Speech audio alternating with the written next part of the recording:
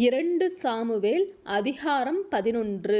மறுவருஷம் ராஜாக்கள் யுத்தத்துக்கு புறப்படுங்காலம் வந்தபோது தாவீது யோவாபையும் அவனோடே கூட தன் சேவகரையும் இஸ்ரவேல் அனைத்தையும் அம்மோன் புத்திரரை அழிக்கவும் ரப்பாவை முற்றுகை போடவும் அனுப்பினான். தாவீதோ எருசலேமிலே இருந்துவிட்டான். ஒரு நாள் சாயங்காலத்தில் தாவீது தன் படுக்கையிலிருந்து எழுந்து அரண்மனை உட்பரிகையின் மேல் உலாத்தி கொண்டிருந்தபோது ஸ்நானம் பண்ணுகிற ஒரு ஸ்திரீயை உப்பரிகையின் மேலிருந்து கண்டான். அந்த ஸ்திரீ வெகு சௌந்தரியவதியாயிருந்தாள். அப்பொழுது தாவீது அந்த ஸ்திரீ யார் என்று விசாரிக்க ஆள் அனுப்பினான். அவள் எலியாமின் குமாரத்தியும் ஏத்தியனான உரியாவின் மனைவியுமாகிய பத்சேபாள் என்றார்கள். அப்பொழுது தாவீது ஆள் அனுப்பி அவளை அழைத்து வரச் சொன்னான். அவள் அவனிடத்தில் வந்தபோது அவளோடே சயனித்தான். பிற்பாடு அவள் தன் தீட்டு நீங்கும்படி சுத்திகரித்து கொண்டு தன் வீட்டுக்கு போனாள். அந்த ஸ்திரீ கர்ப்பம் தரித்து தான் கர்ப்பவதி என்று தாவீதுக்கு அறிவிக்கும்படி ஆள் அனுப்பினாள். அப்பொழுது தாவீது ஏத்தியனாகிய உரியாவை என்னிடத்தில் அனுப்பு என்று யோவாபினண்டைக்கு ஆள் அனுப்பினான். அப்படியே யோவாப் உரியாவை தாவீதினிடத்திற்கு அனுப்பினான். உரியா அவனிடத்தில் வந்தபோது தாவீது அவனை பார்த்து, யோவாப் சுகமாயிருக்கிறானா? ஜனங்கள் சுகமாயிருக்கிறார்களா?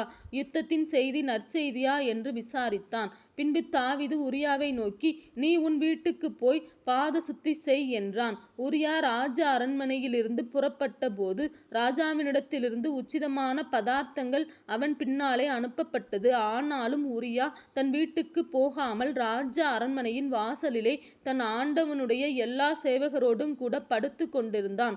உரியா தன் வீட்டுக்கு போகவில்லை என்று தாவீதுக்கு அறிவிக்கப்பட்ட போது தாவீது உரியாவை நோக்கி, நீ பயணத்திலிருந்து வந்தவன் அல்லவா?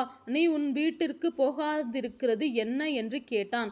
உரியா தாவீதை நோக்கி, பெட்டியும் இஸ்ரவேலும் யூதாவும் கூடாரங்களிலே தங்கி என் ஆண்டவனாகிய யோவாபும் என் ஆண்டவனின் சேவகரும் வெளியிலே பாளையம் இறங்கி இருக்கையில் நான் புசிக்கிறதற்கும் குடிக்கிறதற்கும் என் மனைவியோடே சயனிக்கிறதற்கும் என் வீட்டிற்குள் பிரவேசிப்பேனா? நான் அப்படி செய்கிறதில்லை என்று உம்முடைய பேரிலும் உம்முடைய ஆத்மாவின் பேரிலும் ஆணையிட்டு சொல்கிறேன் என்றான். அப்பொழுது தாவீது உரியாவை நோக்கி, இன்றைக்கும் நீ இங்கே இரு, நாளைக்கு உன்னை அனுப்பிவிடுவேன் என்றான். அப்படியே உரியா அன்றும் மறுநாளும் எருசலேமிலே இருந்தான். தாவீது அவனை தனக்கு முன்பாக புசித்து குடிக்கிறதற்கு அழைத்து அவனை வெறிக்க பண்ணினான். ஆனாலும் அவன் தன் வீட்டுக்கு போகாமல் சாயங்காலத்திலே தன் ஆண்டவனின் சேவகரோடே தன் படுக்கையிலே படுத்து கொண்டான். காலமே தாவீது யோவாபுக்கு ஒரு நிருபத்தை எழுதி உரியாவின் கையில் கொடுத்து அனுப்பினான். அந்த நிருபத்திலே மும்முரமாய் நடக்கிற போர் முகத்திலே நீங்கள் உரியாவை நிறுத்தி அவன் வெட்டுண்டு சாகும்படிக்கு அவனை விட்டு பின்வாங்குங்கள் என்று எழுதியிருந்தான். அப்படியே யோவாப் அந்த பட்டணத்தை சூழ காவல் போட்டிருக்கையில் பராக்கிரமசாலிகள் இருக்கிறார்கள் என்று தான் அறிந்த இடத்தில் உரியாவை நிறுத்தினான். பட்டணத்து மனுஷர் புறப்பட்டு வந்து யோவாப்போடே யுத்தம் பண்ணுகையில் தாவீதின் சேவகராகிய ஜனத்தில் சிலர் பட்டார்கள். ஏத்தியனாகிய உரியாவும் செத்தான். அப்பொழுது யோவாப் அந்த யுத்தத்தின் செய்திகளை எல்லாம் தாவீதுக்கு அறிவிக்க ஆள் அனுப்பி தான் அனுப்புகிற ஆளை நோக்கி, நீ யுத்தத்தின் செய்திகளை எல்லாம் ராஜாவுக்கு சொல்லி தீர்ந்தபோது ராஜாவுக்கு கோபம் எழும்பி அவர், நீங்கள் பட்டணத்திற்கு இத்தனை கிட்ட போய் யுத்தம் பண்ண வேண்டியது என்ன? அலங்கத்தில் நின்று எய்வார்கள் என்று உங்களுக்கு தெரியாதா? கெர்பேசேத்தின் குமாரன் அபிமெலேக்கை கொன்றது யார்?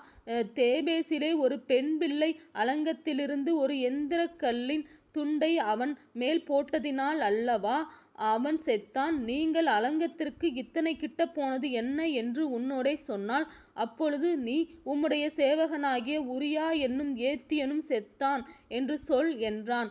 அந்த ஆள் போய் உட்பிரவேசித்து யோவாப் தன்னிடத்தில் சொல்லி அனுப்பின செய்திகளை எல்லாம் தாவீதுக்கு அறிவித்து தாவீதை பார்த்து, அந்த மனுஷர் கைமிஞ்சி அவர்கள் வெளியே எங்களுக்கு எதிராக புறப்பட்டு வந்தபோது நாங்கள் பட்டண வாசல் மட்டும் அவர்களை துரத்தினோம்.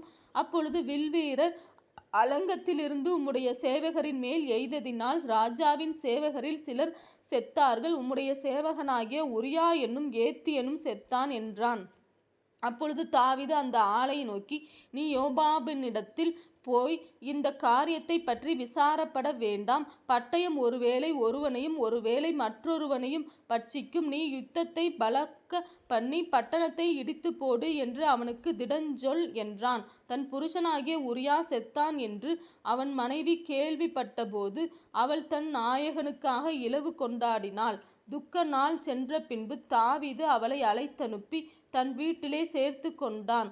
அவள் அவனுக்கு மனைவியாகி அவனுக்கு ஒரு குமாரனை பெற்றாள். தாவீது செய்த இந்த காரியம் கர்த்தரின் பார்வைக்கு பொல்லாப்பாயிருந்தது.